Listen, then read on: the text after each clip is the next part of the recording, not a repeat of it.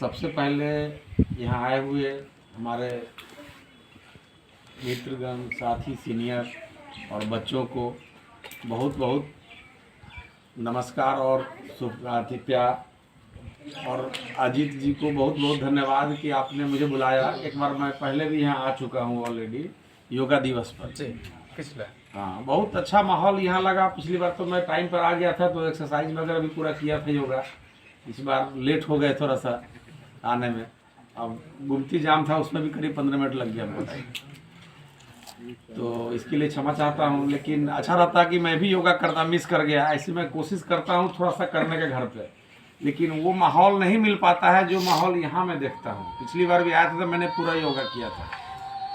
और आज हिंदू तिथि के हिसाब से नव वर्ष है, इसकी भी हम सबको नए साल की शुभकामनाएं देते हैं। बहुत लोगों को जानकारी नहीं होगी, हैप्पी न्यू ईयर 1 जनवरी को सबको पता होता है, लेकिन नव वर्ष हमारा जो ओरिजिनल है वो लोगों को पता नहीं होता है।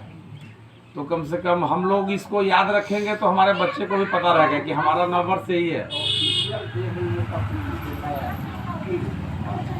और साथ में वो हमारा जो सरकार का जो नीति है, इनकम टैक्स और जितना भी कार्यक्रम होता है वो 1 अप्रैल से ही चालू होता है। 31 मार्च तक से लेकर के और 1 अप्रैल से 31 मार्च का 1 वर्ष मनाया जाता है। सरकारी जो भी कार्यक्रम हुआ, चाहे जो भी आपको इनकम टैक्स से रिलेटेड काम है, सब उसी में पेपर वर्क जितना भी है उसी के हिसाब से नया किया जाता है। ये जानकारी भी हम लोगों को होगा ही और रहना चाहिए। दूसरा चीज़ बहुत मुझे खुशी होती है कि कम से कम ये माहौल, ये जगह, शुद्ध हवा शहर में आप बहुत मुश्किल हो गया मिलना। इवन गांव में भी क्राउड बढ़ने लगा है बाजार चौक पे, तो इसको अजीत चला रहे हैं यहाँ पे, ये बहुत बड़ी बात है। आज के टाइम में सब लोग बोलते हैं कि मुझे टाइम नहीं है, मुझे टाइम नहीं है, बिजी है। मैं ये जानता हूँ कि जो सबसे ज़्यादा बिजी वो है जिसके पास कोई काम नहीं है।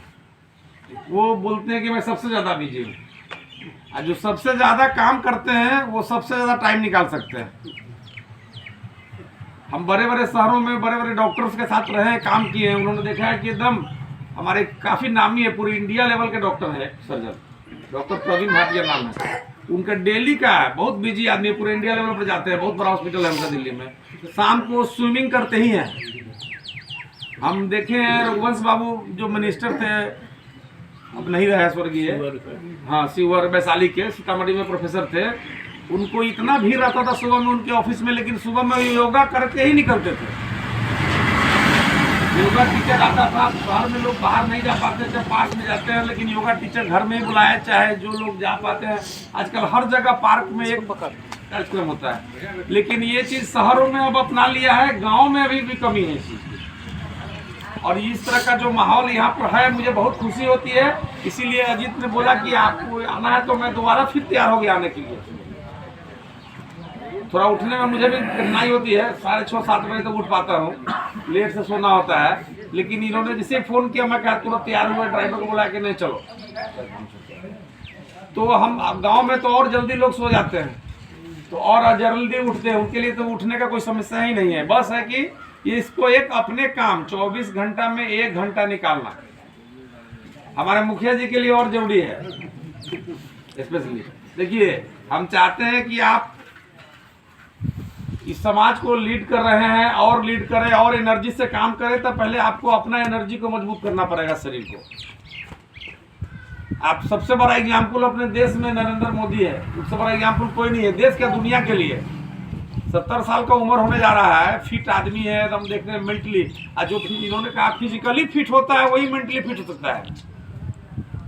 स्वस्थ शरीर में ही स्वस्थ मन बसता है।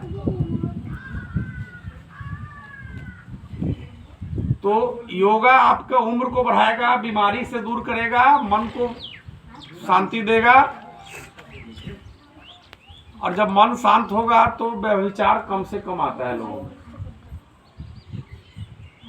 तो कोशिश करें, बहुत अच्छा प्लेटफॉर्म मिला हुआ है और सब लोग टाइम निकाल सकते हैं सुबह में, मुझे लगता है। और धीरे धीरे मुझे लगता है कि ये चीज़ और भी जगहों पे यहीं से निकल करके कुछ लोग और एक्सपर्ट होकर के कहीं और शुरू करें, अगर ज़्यादा जनसंख्या होता है, और इसको बढ़ाएं। आजकल टीवी पर एक बाबा रामदेव का डेली 1 घंटे का प्रोग्राम आता है इंडिया टीवी पे, योगा पे, और डेली लोग उसमें देखते ही है। नहीं देखते तो प्रोग्राम डेली नहीं चलता, डेली चलता है। आज योग से ही कहां से कहां पहुंच गए हैं, शुरुआत योग से ही किए थे। तो योग बहुत बड़ी चीज है, आपको आगे बढ़ने में बहुत मदद करती है। शरीर के लिए भी बीमारी, आजकल 80% बीमारी आपको योग से दूर हो जाएगी, 90% हमारे हिसाब से। बहुत लोग तो बोलते हैं कि 100%, लेकिन मैं नहीं बोलता 100%। 90% बीमारी आपका जो है खान पान और योग, 2 चीज से आपका दूर हो सकती है या नहीं हो सकती है। तो इससे आपका शरीर भी बचेगा, पैसा भी बचेगा। इलाज भी ऐसे भी बहुत महंगा है, सरकार कितना भी दिया है पॉलिसी इलाज का, लेकिन सब इलाज संभव नहीं हो पाता है। आज भी लोग सोचते हैं कि प्राइवेट हॉस्पिटल में जाएंगे तो ज़्यादा अच्छा से देखभाल होगा, है कि नहीं।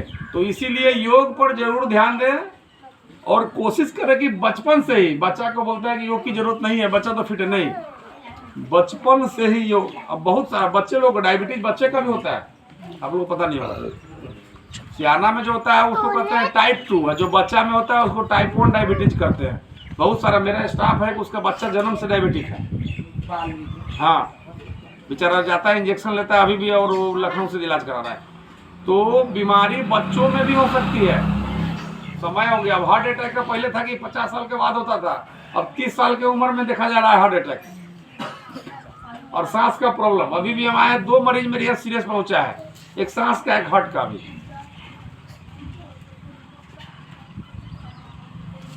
तो जितना आप योग से जुड़ेंगे उतना ही रोग से दूर होंगे। तो मेरा ये सलाह है, आग्रह है कि आप लोगों को अच्छा प्लेटफॉर्म माहौल मिला है। हमको नहीं मिल पाता है, अकेले करने में आलस हो जाती है। हम भी योगा टीचर बीच में रखे हुए थे, कुछ दिन आता तो उसी बहाने कर लेते थे पूरा। तो योग माहौल में और ग्रुप में और टीचर के साथ है कि पूरे अच्छे से हो पाता है। 1 घंटे करना है तो अच्छे से।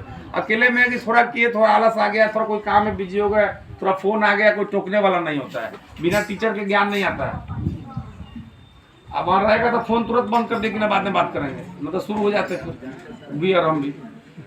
तो ग्रुप में करने पे इसका ज़्यादा बेनिफिट है, और यहाँ माहौल है और अच्छे जगह पे शुद्ध वातावरण में है।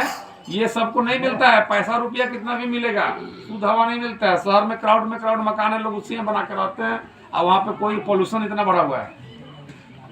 आजकल तो पोल्यूशन का लेवल है, मेरे गाड़ी में दिखाता है पोल्यूशन लेवल। जैसे शहर में रहते हैं 400 भाग जाता है, अभी गांव में आए इधर ना, रोड में तो सीधे 200, 300, 250 पर चलाता है, उसमें दिखाते रहता है मेजरमेंट। हाँ, वो पोल्यूशन कहाँ बाहर में कितना पोल्यूशन है वो हम उसमें टेम्परेचर बताता है, सिर्फ पोल्यूशन का बताता रहता है मार्केट। आप देखते होंगे कभी कभी टीवी पर न्यूज में आता है कि कहाँ का पोल्यूशन कितना है दिल्ली में, कहाँ, तो सब आजकल लेटेस्ट एडवांस आ गया है। तो पोल्यूशन का लेवल इसी हिसाब से भाग रहा है। बीच में लॉकडाउन था कोरोना के टाइम में, तो देखिए नेपाल का हिमालय पर्वत सब दिख रहा था सीतामढ़ी से, क्लियर हो रहा था एकदम। इससे सोचिए कि कितना बड़ा मतलब की बात है।